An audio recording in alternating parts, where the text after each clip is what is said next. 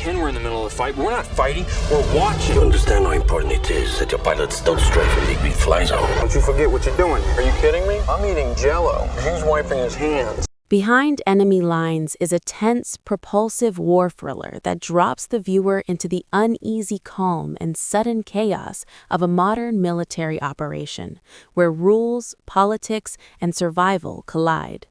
The story centers on Chris Burnett, a Navy fighter navigator who was deeply dissatisfied with where his career has landed. He joined the service chasing intensity, purpose, and the sharp clarity that comes with real stakes, but instead finds himself stuck flying repetitive reconnaissance missions that feel detached from any meaningful action.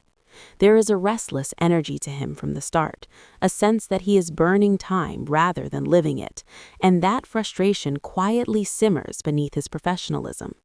The film establishes this inner conflict early, not through grand speeches, but through Burnett's impatience, his sarcasm, and his clear desire to leave the Navy behind for something that feels more alive and more honest. That dissatisfaction becomes the emotional backdrop for everything that follows, because when events spiral out of control, Burnett's earlier complaints about boredom are rendered painfully ironic. The setting is war-torn Bosnia, a region fractured by conflict and fragile ceasefires, where political agreements exist on paper, but danger still lurks everywhere. The mission that changes everything takes place on Christmas Day, a detail that adds a quiet but persistent layer of irony and melancholy. While others are celebrating, or at least clinging to a sense of peace, Burnett and his pilot, Stackhouse, are sent into the air on what is supposed to be another routine recon flight. The holiday underscores how disconnected their world is from normal life, and how quickly the illusion of safety can dissolve. Burnett convinces Stackhouse to deviate slightly from their assigned route to investigate an unusual target on the ground, something that catches his attention and promises, at least briefly, to break the monotony of their mission. This decision, made almost casually, is the turning point of the entire film. It reflects Burnett's hunger for meaning and action, but it also highlights the razor-thin line between initiative and recklessness in a war zone governed by fragile rules of engagement. What begins as a small detour quickly escalates into catastrophe when their aircraft is detected and shot down. In a matter of moments, the sky that once symbolized freedom and control becomes a trap, and the ground below turns into hostile territory. The shootdown is abrupt and disorienting, emphasizing how little warning there is when war decides to make itself known. Stackhouse is killed, leaving Burnett completely alone behind enemy lines, injured, disoriented, and forced to confront a reality far removed from the controlled environment of a cockpit.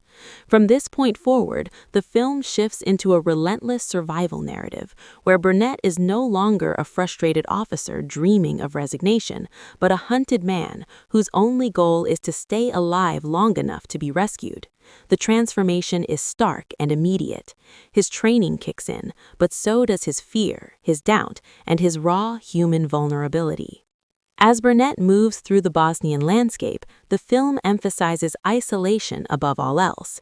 Vast snowy fields, dense forests, and ruined villages become both obstacles and temporary shelters.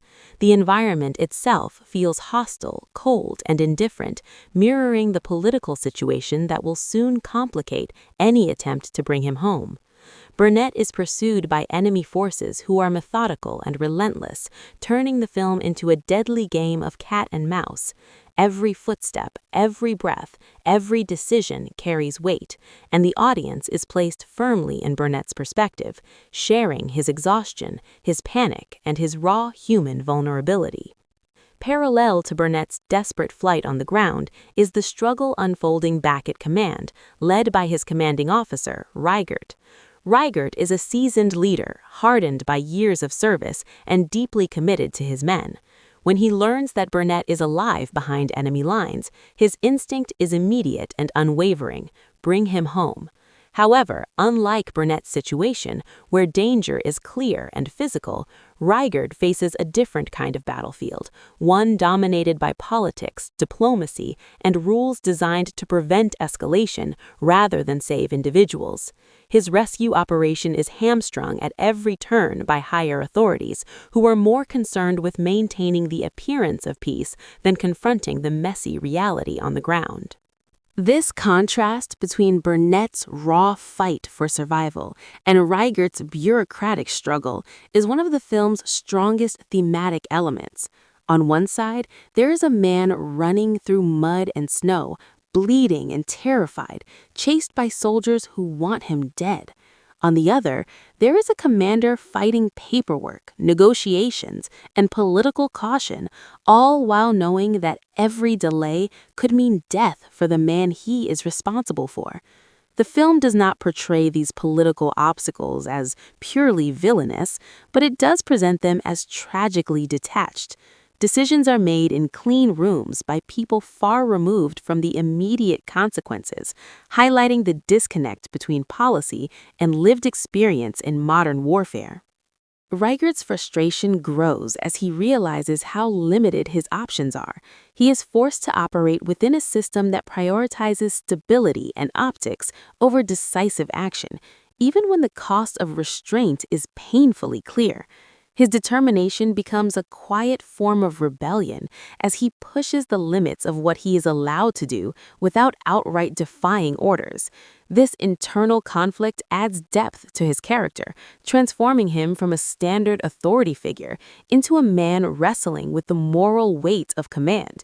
He knows that sending forces in could destabilize the region, but he also knows that doing nothing condemns Burnett to die alone in enemy territory.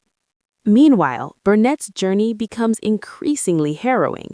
He is wounded, exhausted, and constantly on the move, forced to rely on his training and instincts to avoid capture. The film lingers on moments of near discovery, using silence and pacing to build tension rather than constant action.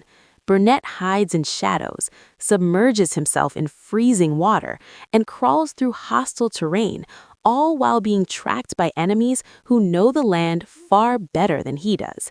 These sequences emphasize not only the physical toll of survival, but the psychological strain of being completely alone, cut off from support, and unsure whether anyone is truly coming to help.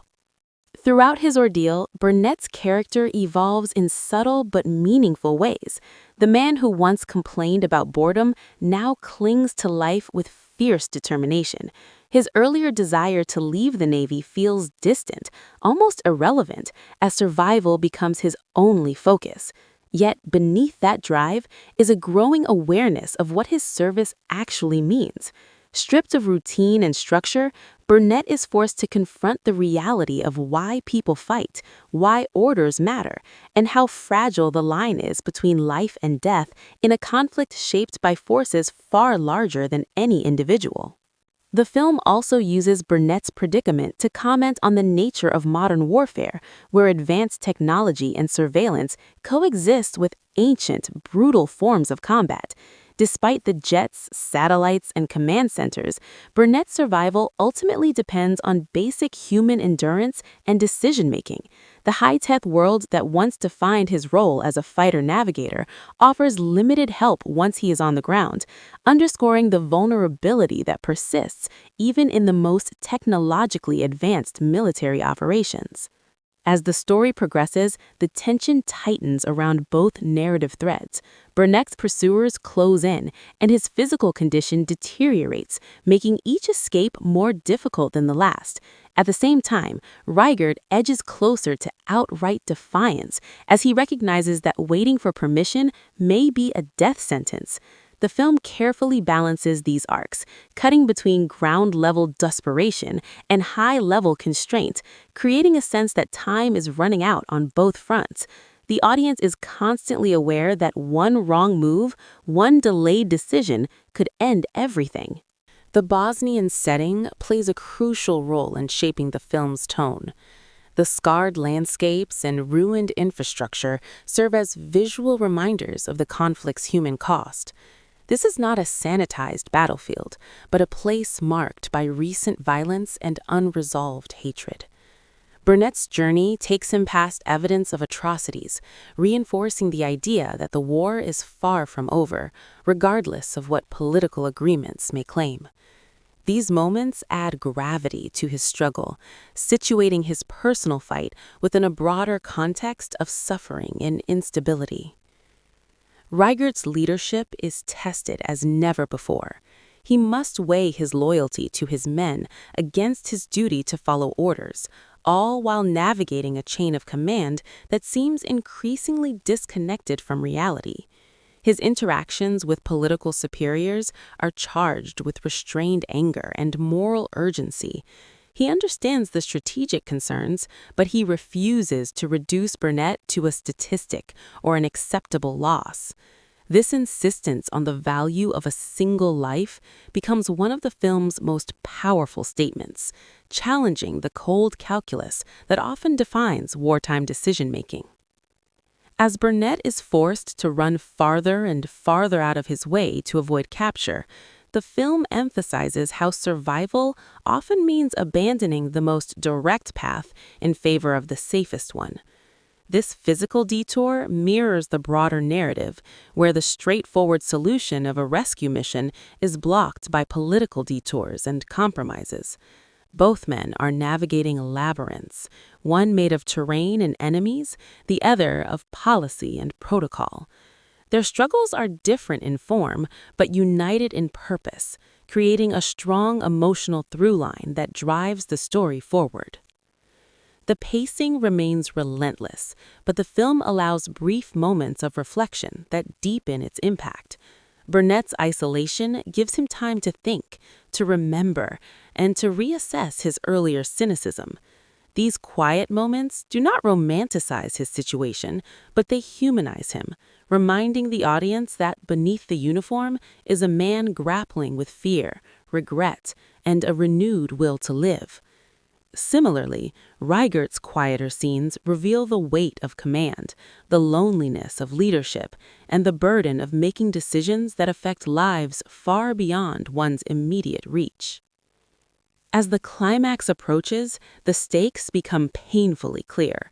Burnett is running out of strength and options, while Reigert is running out of patience and legal room to maneuver. The tension between action and restraint reaches its breaking point, forcing choices that can no longer be delayed. The film builds toward this convergence with a sense of inevitability, making it clear that the outcome will be shaped as much by human resolve as by circumstance. Behind Enemy Lines ultimately functions as more than a simple survival thriller. It is a story about disillusionment and rediscovery, about the gap between expectation and reality, and about the human cost of political caution. Burnett's journey strips away his earlier frustrations and replaces them with a hard-earned understanding of what service truly entails. Reigert's struggle highlights the moral complexity of command in a world where doing the right thing is rarely simple or risk-free. The film's emotional impact lies in its refusal to offer easy answers. It acknowledges the necessity of rules and diplomacy while also exposing their limitations when lives hang in balance. By placing the audience alongside a man being hunted through hostile terrain and a commander fighting an invisible war of approvals and denials, it creates a layered narrative that resonates beyond its action sequences. The danger feels real, the frustration feels justified, and the consequences feel earned. In the end, Behind Enemy Lines leaves a lingering impression of tension and reflection. It reminds viewers that war is not only fought with weapons and strategies, but with choices, compromises, and the constant struggle between individual lives and collective goals. Through Chris Burnett's desperate flight and Reigert's determined resistance, the film paints a cinematic portrait of modern conflict that is both thrilling and sobering, capturing the fear, courage, and moral ambiguity that define life behind enemy lines.